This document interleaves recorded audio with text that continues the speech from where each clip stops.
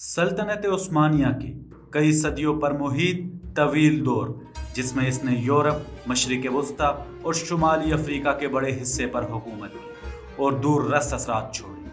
इसके मुख्तलिफ किरदार आजकल कई टीवी ड्रामों और सीरीज़ का मौजू है। इन्हीं में से एक सीरीज़ सुल्तान अहमद अव्वल और ख़ास तौर पर इसकी अहलिया कोसम सुल्तान की ज़िंदगी पर बनी है। इस सीरीज़ में सुल्तान अहमद अपने इर्द गिर्द के लोगों और सल्तनत के आला ओहदेदारों की तरफ से मुसलसल अपने छोटे भाई को कत्ल करने के दबाव में नजर आते हैं। दुनिया की तारीख में हर मुआशरे में भाइयों, बाप बेटों और दीगर रिश्तेदारों में तख्त के लिए कत्ल और जंगों की कई मिसालें मिलती हैं। मुग़ल शहनशाह शाहजहां ने तख्त के लिए अपने दो भाइयों को कत्ल किया। इसके बाद शाहजहां के बेटे आलमगीर औरंगज़ेब ने तख्त के लिए अपने बाप को कैद में डाला और अपने 3 भाइयों को कत्ल कर दिया। सिकंदर आज़म पर भी ये इल्ज़ाम लगाया जाता है कि उसने तख्त के लिए अपने शीरख्वार भाई को कत्ल किया। दुनिया की तारीख ऐसे वाक़यात से भरी पड़ी है और उस्मानियों की तारीख में भी ऐसे लातादाद वाक़यात मिलते हैं। हम अपनी बात शुरू करते हैं सुल्तान अहमद अव्वल के वालिद सुल्तान महमद सोम की तख्तनशीनी से। ये जनवरी 1595 का एक दिन है।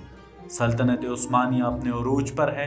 ये वो दिन है जब इस वक्त की सुपर पावर का इक़्तिदार सुल्तान मुराद सोम के इंतकाल पर इसके बेटे सुल्तान महमद को मिल चुका है और वो अब सल्तनत उस्मानिया का सुल्तान बन चुका है। लेकिन इस दिन को तारीख में जिस वजह से याद रखा जाता है वो शायद इस्तांबुल के शाही महल में नए सुल्तान की आमद से ज़्यादा वहाँ से 19 शहजादों के जनाजों का निकलना था।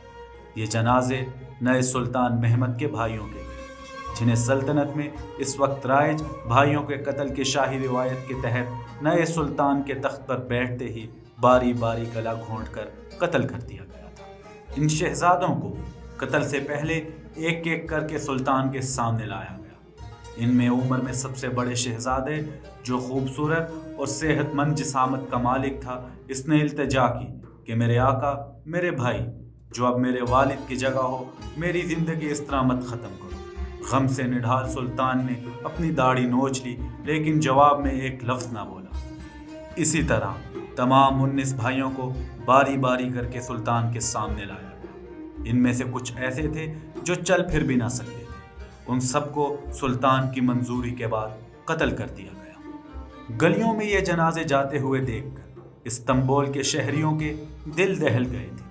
सुल्तान मुराद सोम के जनाजे के एक रोज़ बाद ही इसके 19 शहजादों के जनाजे के मौके पर इस्तांबुल के शहरियों की दुगनी तादाद बाहर आई थी और हर आंख अश्कबार थी। मगर सल्तनत उस्मानिया में ये पहली दफ़ा ना हुआ था। 1595 से 21 बरस पीछे जाएं तो मालूम होगा कि सुल्तान महमद के वालिद सुल्तान मुराद की हुक्मरानी का पहला दिन भी कुछ मुख्तलिफ नहीं था और इसे भी ऐसे ही मुश्किल फैसले का सामना करना पड़ा था। सुल्तान मुराद के वालिद और सल्तनत उस्मानिया के 11वें सुल्तान सुल्तान सलीम का सन 1574 में 50 बरस की उम्र में इंतकाल हो गया। सल्तनत की भाग दौड़ सबसे बड़े बेटे सुल्तान मुराद के हाथ है, जो अपने बाद में आने वाले भाई से 20 साल बड़ा था और इसकी जानशीनी को बज़ाहिर किसी से कोई ख़तरा नहीं था। लेकिन फिर भी इसने तख्त पर बैठते ही अपने सब भाई मरवा दिए और इन्हें अपने वालिद सलीम के पहलू में दफन कर दिया। लेकिन तारीख हमें बताती है कि सुल्तान मुराद इंतहाई रहम दिल था और खून बहाना बर्दाश्त नहीं कर सकता था। इसने पाए तख्त पहुंचने के बाद 18 घंटे इंतज़ार किया और इस दौरान वो तख्त पर बैठा और ना ही शहर में अपनी आमद का ऐलान किया और अपने 9 भाइयों की जान बचाने के तरीक़ों पर गौर करता रहा। लेकिन सल्तनत के कानून की खिलाफ वर्जी के डर से इसने रोते हुए अपने एहलकारों को शहजादों का गला घोंटकर हलाक करने के लिए रवाना कर दिया। ये एहलकार ख़ास तौर पर इस दिन के लिए तैयार किए जाते थे, जो गूंगे और बहरे होते थे और सिर्फ सुल्तान का हुक्म मानते थे। सुल्तान मुराद ने अपने हाथों से इन एहलकारों के इंचार्ज को 9 रुमाल दिए। मुराद और महमद के भाइयों की छोटी छोटी कब्रें बताती हैं कि सल्तनत में इस अफरा तफरी से बचने की क्या कीमत अदा की गई, जो अक्सर किसी नए सुल्तान की तख्त नशीनी के वक्त पैदा होती थी। درجنوں شہزادوں کی ان ہلاکتوں کی قابل ذکر بات یہ ہے کہ شہزادوں کا مارے جانا کسی بغاوت یا کسی جرم کا نتیجہ نہیں تھا، بلکہ ان میں سے کچھ ایسے تھے جو غلطی کرنے کے قابل بھی نہیں تھے۔ جس قانون یا روایت کے تحت ان شہزادوں کو ہلاک کیا گیا، اس کی بنیاد تقریباً 100 سال قبل 15ویں صدی میں سلطان محمد فاتح کے دور میں رکھی گئی تھی، جس نے 1481 میں اپنی موت سے چند برس قبل ہدایت دی تھی، جس کے تحت نیا سلطان اپنے بھائیوں کو ہلاک کر سکتا تھا۔ سلطان محمد فاتح نے اپنا جانشین نامزد نہیں کیا تھا، لیکن اس نے اپنی موت سے چند سال قبل جانشینی کے بارے میں اپنے خیالات کا اظہار کر دیا تھا، جس میں اس نے یہ کہتے ہوئے باقاعدہ بھائیوں کے قتل کی اجازت دے دی کہ اس کا جو بھی بیٹا سلطان بنے گا وہ ٹھیک کرے گا اگر وہ دنیا کی بہتری کے لیے اپنے باقی بھائیوں کو قتل کر دیتا ہے۔ اب آتے ہیں اس بات کی طرف کہ کیوں سلطنت عثمانیہ کے سلطان کے لیے بھائیوں کا قتل لازمی قرار دیا گیا تھا۔ بھائیوں کے قتل کا قانون سلطنت عثمانیہ کی تاریخ کا سب سے متنازع ترین موضوع ہے۔ سلطنت کی تاریخ میں کئی بار اس طرح کے واقعات ہوئے جن میں سے زیادہ تر کو جائز سمجھا گیا، لیکن کچھ قتل ایسے بھی ہوئے جنہیں غلط سمجھا گیا اور تنقید کی گئی۔ یہ قتل اس لیے کیا جاتا تھا کہ جب کوئی بھائی تخت پر بیٹھ جائے تو دوسرا بھائی اس کے خلاف بغاوت نہ کرے، یا امراء اس کو بھڑکا کر سلطان کے خلاف بغاوت نہ کرے، کیونکہ اگر بغاوت ہوگی تو سلطنت کا سارا نظام دھرم بھرم ہو جائے گا، جس کی مثال ہمیں مغلیہ سلطنت میں واضح طور پر نظر آتی ہے کہ امراء نے عالمگیر اورنگزیب کے بعد اپنی طرفداری کرنے والے شہزادوں کی حمایت کی اور ان کو تخت پر بٹھایا، جس کی وجہ سے سلطنت میں مختلف بغاوتیں اٹھیں اور سلطنت مغلیہ تباہ ہو کر رہ گئی۔ لیکن اس قانون کی ضرورت سلطان محمد فاتح کے دور میں ہی کیوں محسوس کی گئی؟ اس کے لیے ہمیں تاریخ میں مزید 70 برس پیچھے جانا ہوگا، جب 1402 میں انقرہ کے قریب عثمانی حکمران سلطان بایزید یلدرم اور تیمور لنگ کے درمیان ایک جنگ لڑی گئی۔ تیمور لنگ جب اپنے گھر سے جنگی مہمات پر روانہ ہوا تو اس کے 30 برس بعد وہ چین اور ایران سے ہوتے ہوئے اناطولیہ میں عثمانی سلطانوں کے علاقے تک پہنچ گیا۔ تیمور لنگ اپنے آپ کو چنگیز خان کا وارث سمجھتا تھا اور اسی بنیاد پر اس کا خیال تھا کہ اناطولیہ سلجوق منگول علاقوں پر اس کا حق ہے۔ اس نے اناطولیہ کے مختلف ریاستیں جو اس وقت عثمانیوں کے زیر اثر تھی مگر ان کے درمیان شدید اختلافات تھے، اس کا فائدہ تیمور لنگ نے اٹھانے کی کوشش کی، لیکن عثمانی سلطان بایزید یلدرم کی نظریں بھی انہی ریاستوں پر تھیں۔ اس کا نتیجہ یہ نکلا کہ تیمور لنگ اور بایزید کی فوجیں 28 جون 1402 کو انقرہ کے قریب آمنے سامنے آ گئی۔ اس جنگ میں سلطان بایزید کو شکست ہوئی اور وہ اس کے بعد زیادہ دیر زندہ نہ رہ سکا۔ اس کی ہلاکت کیسے ہوئی اس کے بارے میں تاریخ میں کئی آراء ہیں۔ تیمور لنگ سے شکست اور سلطان بایزید کی موت کے بعد عثمانیہ سلطنت ایک مشکل دور میں داخل ہو گئی۔ اگلے 20 برس تک سلطنت عثمانیہ کو خانہ جنگی کی وجہ سے شدید تباہی اور بربادی کا سامنا کرنا پڑا۔ سلطان بایزید کے 4 بیٹے تھے اور چاروں بیٹوں کے اپنے ہزاروں حامی تھے۔ وہ برسوں تک آپس میں لڑتے رہے اور لڑائی کے نتیجے میں آخرکار سلطان کا سب سے چھوٹا بیٹا محمد اپنے بھائیوں کو شکست دے کر 1413 میں عثمانیہ سلطنت کا واحد وارث بن گیا۔ سلطان محمد اول کو سلطنت عثمانیہ کو اپنے والد سلطان بایزید کے دور میں جو حدودیں تھیں ان تک بحال کرنے میں مزید کئی سال جدوجہد کرنا پڑی۔ اس وقت تک تیمور لنگ بھی وفات پا چکا تھا اور اس کا بیٹا شاہ رخ اس کا جانشین بن گیا تھا۔ اسی دوران نئے سلطان محمد اور تیمور لنگ کے بیٹے شاہ رخ کے درمیان خطوں کے ذریعے ایک دلچسپ مکالمہ ہوا جو تاریخ کا حصہ ہے۔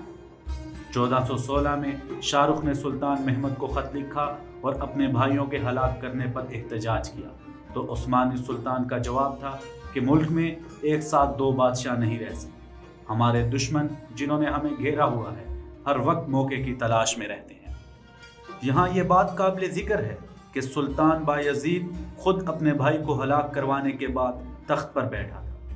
सन 1399 में सल्तनत उस्मानिया के तीसरे सुल्तान सुल्तान मुराद अव्वल सर्बिया के खिलाफ जंग के दौरान हलाक हुए। इस मौके पर शहजादे बायजीद ने अपने भाई को मरवा कर सल्तनत का इंतज़ाम संभाल लिया था। शहजादे बायजीद के हाथों इसके भाई शहजादे याकूब का कत्ल उस्मानी ख़ानदान में तख्त के लिए भाई का पहला कत्ल था। उस्मानी सल्तनत में इक़्तिदार ख़ानदान का मसला होता था, जिसमें भाई, चचा, कज़न और कई बार खातून रिश्तेदार भी किसी हद तक हिस्सेदार होते थे। ये सूरत हाल दुनिया की इन सल्तनतों से मुख्तलिफ थी, जहाँ इक़्तिदार सिर्फ बड़े बेटे का हक होता था। उस्मानी सल्तनत इस तरीक़ाकार को कभी ना बदल सकी, या शायद वो बदलना ही नहीं चाहती, जिसके तहत हर शहजादा तख्त पर बैठने का अहल ज़रूर होता था, चाहे इस बात के हकीकत में इम्कान कितना ही कम क्यों ना हो।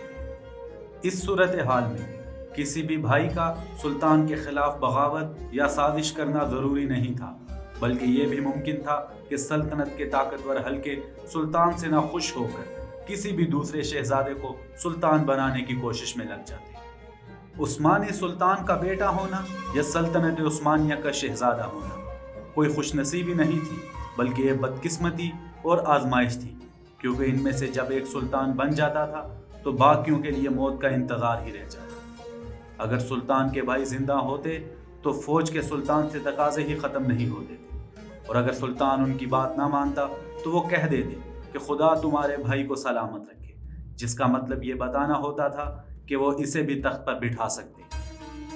शुरू में इस रिवायत को इक़्तिदार बरकरार रखने के लिए बर्दाश्त किया गया, ताकि हुक्मरानों को किसी चैलेंज का सामना ना करना पड़े। इब्तदा में जब सल्तनत उस्मानिया फैल रही थी तो सुल्तान खुद तवील अरसे के लिए दारुल हुकूमत से दूर मुहिम्मात पर जाते थे। लेकिन सुल्तान सुलेमान के दौर के बाद कम उम्र लड़के और बच्चे जो अभी गोद में थे इस रिवायत का निशाना बने, और अक्सर ऐसे सुल्तानों को बचाने के लिए जो बहुत कम दारुल हुकूमत से बाहर जाते थे। सन 1574 तक यानी सुल्तान मुराद सोम के इक़्तिदार संभालने तक इस्तांबुल की आवाम ने शहजादों की हलाकत का यह ड्रामा कभी अपने सामने देखा ही नहीं था। मगर अगले 21 सालों में 2 बार तमाम भाइयों का एक साथ मारे जाना और महल से एक साथ जनाजों का निकलना, जिसमें कुछ बहुत ही छोटे थे, ये देखकर लोगों में गम और गुस्सा बढ़ने लगा। इस रिवायत के इख्तिताम का आगाज़ तब हुआ जब सुल्तान महमद सोम के बाद इसका बेटा सुल्तान अहमद अव्वल तख्तनशीन हुआ, लेकिन इसने दबाव के बावजूद अपने छोटे भाई शहजादे मुस्तफ़ा को कत्ल नहीं करवाया। और जब सुल्तान अहमद अव्वल का इंतकाल हुआ तो इसकी जगह इसका भाई शहजादा मुस्तफ़ा तख्तनशीन हुआ, हालांकि सुल्तान अहमद के बेटे मौजूद थे। ये पहला मौका था जब सल्तनत उस्मानिया में एक सुल्तान की मौत के बाद इसका भाई इसका तख्तनशीन हुआ। मगर ये रिवायत इस वक्त भी मुकम्मल तौर पर ख़त्म ना हुई। तारीख़ से मालूम होता है कि सुल्तान अहमद अव्वल के 7 बेटे थे, जिनमें से 4 तख्तनशीन हुए, और इनमें से 2 बेटों यानी सुल्तान उस्मान दोम और सुल्तान मुराद के हुक्म पर इनके भाइयों को कत्ल किया।